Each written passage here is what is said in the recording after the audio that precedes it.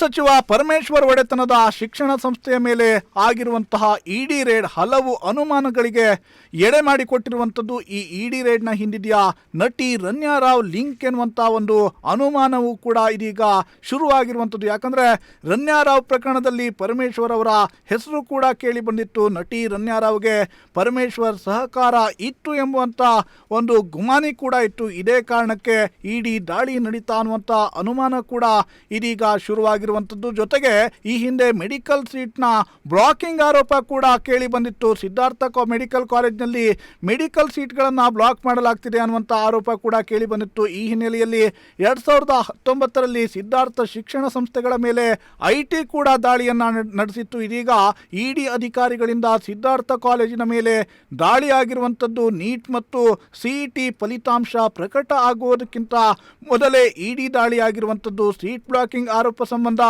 ಇಡಿ ದಾಳಿ ನಡೆದಿರಬಹುದು ಅನ್ನುವಂಥ ಒಂದು ಶಂಕೆ ಕೂಡ ಇದೀಗ ವ್ಯಕ್ತವಾಗ್ತಿದೆ. ಮತ್ತೊಂದು ಕಡೆ ಇತ್ತೀಚೆಗೆ ಕೋಟ್ಯಾಂತರ ರೂಪಾಯಿ ಮೌಲ್ಯದ ಆಸ್ತಿಯನ್ನ ಕೂಡ ಪರಮೇಶ್ವರ್ ಅವರು ಖರೀದಿ ಮಾಡಿದ್ರು.